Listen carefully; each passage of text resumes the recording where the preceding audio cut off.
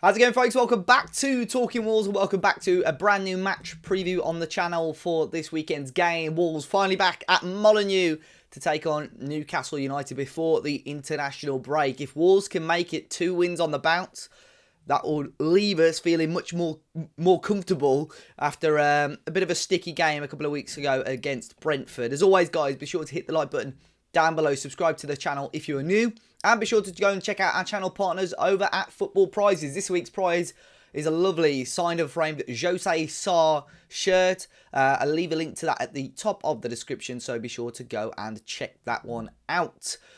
So yeah, a good win last weekend up against Southampton. Again, not a vintage Bruno Lage performance. I say vintage, you know, from the games that we've seen, that was probably one of the more below par ones, you could say. But sometimes you've got to grind out results. You've got to, you know, even when you play badly, if you can still win games, that is a good sign. And in the end, we finally saw Mr. Raul Jimenez grab that goal that we've been waiting, you know, 6 or 7 games for now. And it's so good to see him have that. And you could argue he should have possibly had at least one more, had that big chance towards the end of the game. So he's finding himself in these spaces and these pockets now, where hopefully we can see him start to add more goals and more goal contributions to his game for this season. Newcastle haven't had a good start to the season. Again, another team similarly to Southampton last week who hadn't picked up a win. Newcastle, after 6 games, have not picked up a win. Drawn 3, lost 3. In my opinion, they've had some winnable games in there. They've faced off against the likes of Southampton and Watford. 2 heavy defeats against West Ham and Manchester United as well. So in terms of goals conceded, they conceded on average 2 or 3 goals a game at the moment across the season. So that hopefully bodes well for Wolves, you know, going forward, if we can, you know, put that bit of pressure on their defence to see how we can get on. But I know pressure is mounting for Newcastle. They're in the, I think, just outside the bottom 3 as it stands. You know, pressure rising on Steve Bruce, as we'll talk about, you know, the Newcastle Perspective later on in the video. Things aren't looking great for them. But you look at the history of this fixture. I think the past 5 league meetings, every single one has been a 1-1 draw. We did get a win against them, I believe, in the first season back in the Premier League. But overall, you know, we haven't lost to them since we've been back promoted, which is a good sign. But we have got to start, you know, these are the results. You look at, you know, how can we improve on last season? Those draws against Newcastle are games that you possibly want and expect for Wolves to turn into wins. And then straight away, you're sort of 2 points up from last season. So these are the sort of games that Wolves should be winning. But Newcastle still do have a couple of danger men. Callum Wilson, most notably, is out injured. But Alan St-Maximin, a player that, you know, is always up in the discussion alongside possibly Adama Traore as these quick and skillful players, but possibly should be adding a little bit more to their end product. So Maximin is possibly in that sort of, you know, section, but such a talented player. But predicted lineup for me, Bruno Lage, after I recorded last week's video, I made it pretty clear that he's going to be sticking for the short term with a 3 at the back formation. So I'm going to be sticking with that again for this week's predicted lineup. I'm going to see the 3-4-3 formation. Jose Sarr in goal, a really strong game for him against Southampton. An assist, could have had another one as well towards the end of the game and made some really smart stops. Back 3. Suppose you've got to go unchanged after a clean sheet. Willy Bolly will be wondering what he has to do to get back into this team, but we'll see Romain Saiss, Connor Cody and Max Kilman keep their spots across the back 3. Nelson Semedo again on the right-hand side and getting himself as well, another player getting himself into these really promising pockets of space. And you'd hope very soon he can add that end product as well. We've seen it 3 or 4 times already this season where he's through on goal and put wide or straight at the goalkeeper. A lot of people are holding that against him. If he can start adding those goals to his game, don't really like to bring it up. Similarly to Matt Doherty did, you know, we'll be on to a winner there. Left wing back, I have introduced Ryan Aït-Nouri into this. I think he would have been definitely within a shout of starting the game against Southampton. But with a really poor performance from Marcel, I think Aït-Nouri, this is the time for him to come into the squad. Midfield 2 is always a difficult one. I think Dendoncker has done well against Spurs in the Cup and did okay last weekend. Moutinho, is this going to be a case of Moutinho and Neves being rotated? I've picked Neves over Moutinho and Dendoncker in there, but this is probably the toughest decision, really. I'm not sure who would start in those positions. Front three, again, this is another tough one. Podence got himself, again, some good spells on the ball, but didn't quite have the final touch on Sunday. Hwang Hee-chan, for me, it may sound harsh, but seemed a little bit anonymous. So I'm going to bring in Adama Traore to start alongside Raul Jimenez and alongside Daniel Podence. But I don't know. Hwang, even Trincao could well be within a shout of starting the game on Saturday. But let me know your thoughts on the lineup.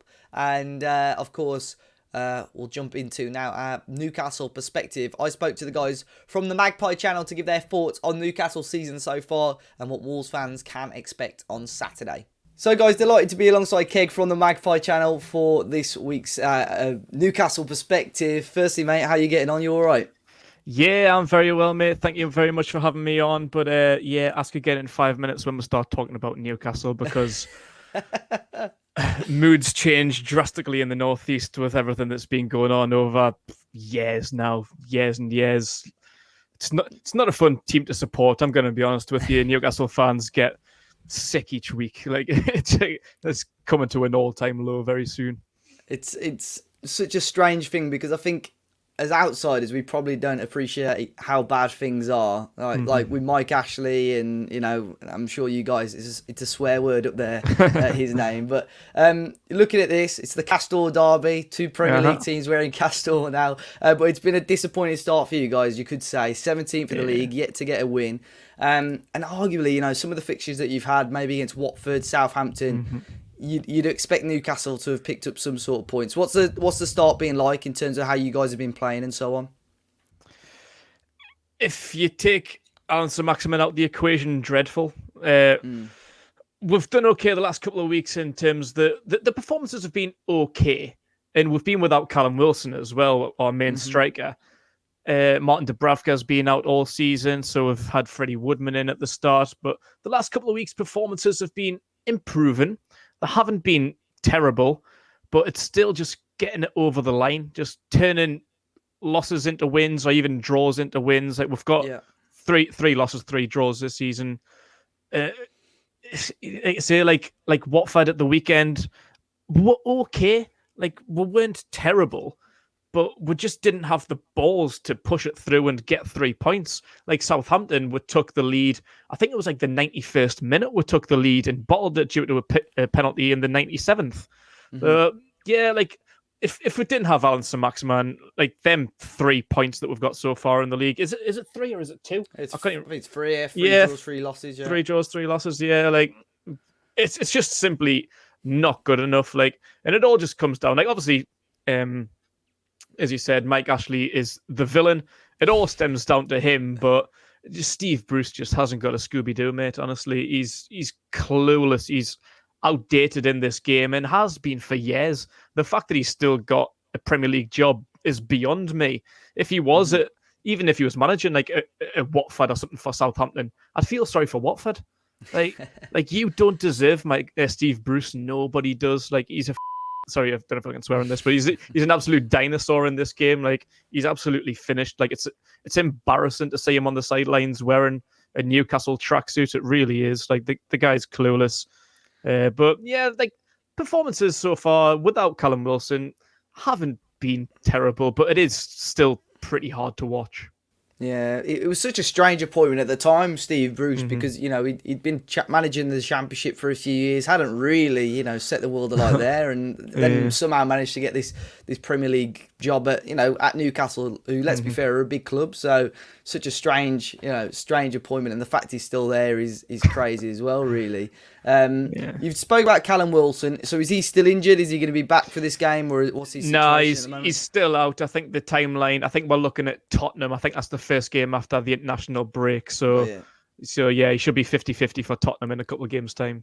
Yeah, and then look at your transfers. It's not really been, I suppose it's a fairly boring, let's say, transfer window for you guys as well. You've got Joe Willock in, who I think you guys have pushing to sign Yeah. pretty much throughout the whole window. No major outs, no other major ins really. So, Nah. what's the expectation for Newcastle fans this season? Is it just to stay in the Premier League? Well, asking what the fans' expectations and the club's expectations are two kind of different things at the minute. But as fans, we've kind of just got used to the Ashley Bruce bullshit. Like, their aim collectively is survival. 17th, 16th is great. Like, that's where they want the club to be. But us as fans, we often get a lot of stick from the media, from other fans around the country, saying that we expect top four, we expect to win the league, we expect to win FA Cups and Champions Leagues. That's horse. Honestly, it really is. I grew up in a time where we were a big club, like the likes of Alan Shearer and stuff, Kevin Keegan, Bobby Robson, top four comfortably. We've never won a Premier League. We haven't won an FA Cup since 1959. So it's not as if we expect these things. We just we'll just hope for better, because the way things have been going since Ashley took over nearly 15 years ago is stagnant at best, sometimes down. When we go down to the Championship, usually we'll bounce back straight away. That's not an issue. But when you're in the Premier League, you don't want to just survive. Like, it's a boring existence for the fans. Like top 10 would do us very, very, very nicely. That's literally all we want to be. We just want a team that improves. Like, when Rafa Benitez was here, the football wasn't great, let's be honest, because he didn't have a budget. Mike Ashley pretty much spent the budget on getting Rafa in. So he was dealt a pretty bad hand, but still managed to get us 10th the season we got promoted. Like, that's literally all we want to be. And under Steve Bruce and Mike Ashley, 16th, 17th literally is all we can really muster to achieve. The last couple of years, we'll finish 12th last season. God knows how. It was just a good run at the end of the season by Joe Willock and Sir Maximin, Callum Wilson. They're keeping us looking okay at times, at best. So yeah, like that's I don't know what the expectation is for fans. Honestly, I can't speak on behalf of every Newcastle fan, but we kind of just know that the club's ambition is survival, but that's not where we want to be. Yeah. I think you guys finished ahead of us in the end. We had a dreadful end to the season. season. I think you were 13th in the end. Yeah. Like, we kind of looked at that at the end of the season, because we kind of thought if we win this last game, it was Fulham, we thought, we might finish 13th. Then when the game finished and we finished 12th on goal difference ahead of like teams like Wolves, who you've been up there, you've been where we want to be over the last couple of years, like fighting for Europa League, 7th, 8th. That's where we want to be. Like, I've been a big fan of Wolves since he got promoted. Like Raul Jimenez, and that is an absolute unbelievable striker. Been a fan of Nuno Espirito Santo, Adama Traore. So when we seen the end of the table and seen we finished ahead of Wolves, we were like, holy. Like, this isn't even necessarily a good thing, though, because Steve Bruce and Mike Ashley are going to be like, what were you complaining about? Yeah, exactly. We'll finish 12th. We'll finish ahead of Wolves. We don't need to spend money. This team's good enough. So we kind of see that as like, we'll finish ahead of Wolves. Like, this isn't good. Because we know we're going to be in for another rough season next year, because we don't need to improve any better than that. When the expectation is 16th, 17th, and you're finishing 12th, job done.